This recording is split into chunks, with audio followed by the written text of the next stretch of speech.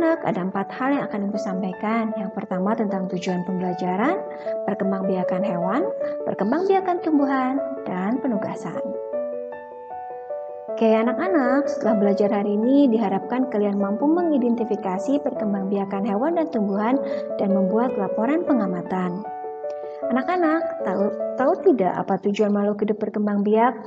Hewan, tumbuhan, maupun manusia berkembang biak untuk menjaga keberlangsungan keturunannya agar tetap ada di muka bumi ini. Kebayangkan kalau tidak ada individu baru, maka akan terjadi kepunahan. Oke, kita lanjutkan ya. Sekarang perkembangbiakan hewan. Ada 2 ya, ada generatif dan vegetatif. Untuk perkembangbiakan generatif ini terjadi secara kawin atau terjadinya pembuahan, bertemunya sel telur dari betina dan sel sperma dari jantan. Sedangkan perkembangbiakan vegetatif tidak secara kawin. Seperti apa ya? Ikuti terus ya. Oke, ini adalah perkembangbiakan generatif. Yang pertama adalah melahirkan atau vivipar, bertelur atau ovipar, dan bertelur melahirkan atau ovovivipar. Untuk vivipar ini, pembuahannya terjadi dalam tubuh induk dan dia akan berkembang terus sampai akhirnya siap untuk melahirkan. Sedangkan untuk bertelur, pembuahannya terjadi di dalam tubuh induk atau di luar induknya. Nah, kemudian tapi sama ya, anaknya atau calon individu atau spesiesnya akan berkembang sampai akhirnya siap menetas.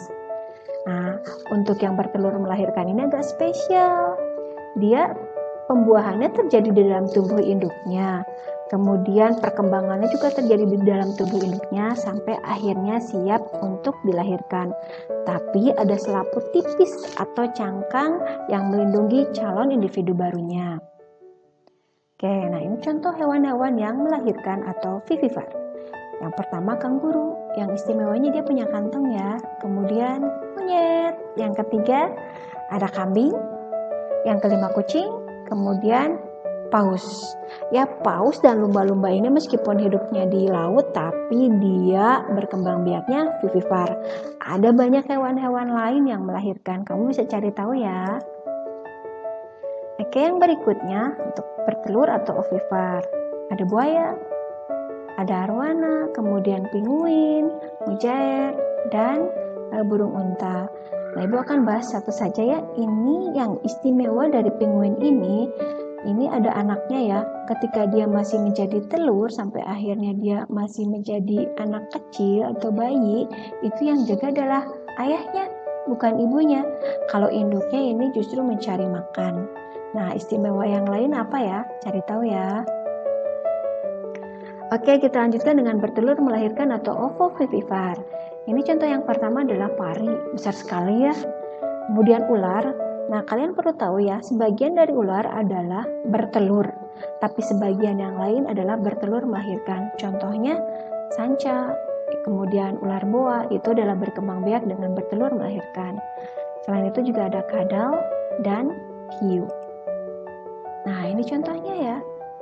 Nah, anak ular ini dia berkembang di dalam tubuh induknya sampai akhirnya siap untuk dilahirkan, maka dia akan keluar. Dan kamu lihat ini ya, ada selaput tipis atau cangkangnya yang membungkus calon anaknya ini sampai akhirnya dia siap untuk dilahirkan ya. Oke, sekarang perkembangbiakan vegetatif. Ada fragmentasi, tunas, dan membelah diri. Contoh yang pertama adalah ini. Ini adalah cacing pipih. Kamu lihat di sini ya, ketika ada seekor cacing pipih, kemudian dia seperti membelah diri, tapi bukan membelah diri ya. Dia ini membagi tubuhnya. Yang pertama ada bagian atas, ada bagian bawah. Nah, kemudian baik bagian atas, bagian bawah ini akan tumbuh menjadi individu utuh lagi kurang lebih selama 14 hari. Kemudian yang berikutnya adalah tunas. Dan yang ketiga adalah membelah diri. Ini terjadi pada hewan-hewan golongan rendah atau hewan-hewan bersel satu seperti amuba. Oke, kita lanjutkan ya. Nah, yang berikutnya adalah perkembangbiakan pada tumbuhan. Untuk perkembangbiakan generatif ini terjadi pada hewan-hewan, pada tumbuhan yang memiliki bunga lengkap. Ada yang memiliki, yang pertama ini adalah benang sari. Benang sari ini sel jantannya, dan putik ini adalah sel betinanya. Terjadi penyerbukan, maka nanti akan menjadi cikal bakal individu yang baru atau spesies yang baru. Oke, berikutnya ini adalah perkembangbiakan vegetatif pada tumbuhan. Ada yang alami dan buatan. Kita lanjutkan ya. Nah, ini contoh yang alami. Ada akar tinggal atau rizoma. Ini dia berupa akar kemudian tumbuh di dalam atau di atas permukaan tanah.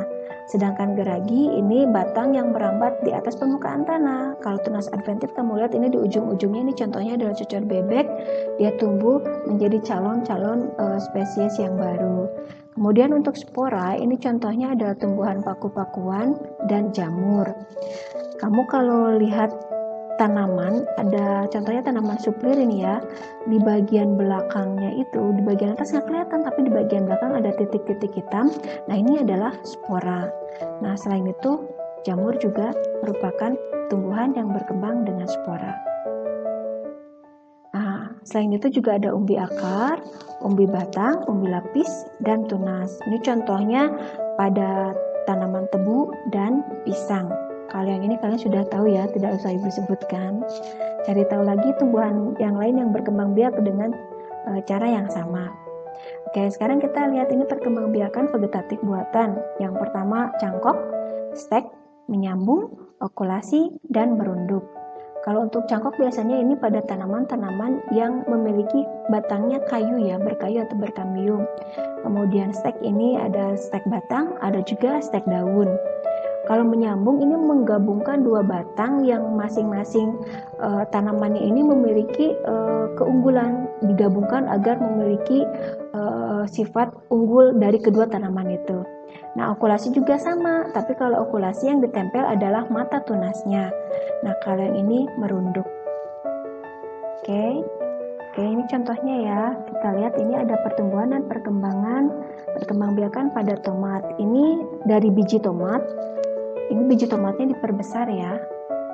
Oke, kita lihat nanti tomat ini mendapatkan sinar matahari, air, akhirnya dia tumbuh, kemudian tumbuh lagi menjadi lebih dewasa sampai dia akhirnya memiliki bunga, dan bunganya ini tadi ada putiknya, ada benang sarinya, kemudian terjadi penyerbukan dibantu oleh angin ataupun oleh hewan sampai akhirnya dia menghasilkan calon tanaman-tanaman tomat baru. Nah, selain itu juga di dalam bijinya ini nih, kalian lihat ya, tadi hijau, kemudian sekarang merah, sudah siap dipanen dan bisa dikembangbiakan lagi dari bijinya ini. Oke, nah berikutnya ada tugasnya dari ibu, cari tahu hal-hal istimewa ya. Yang pertama hal istimewa dari kuda laut, kemudian yang ini dari platypus dan mujair. Oke anak-anakku, penjelasan ini sangat singkat dan masih banyak kekurangan, tapi ibu harapkan ini memberikan satu motivasi kamu untuk mencari lebih tahu lagi.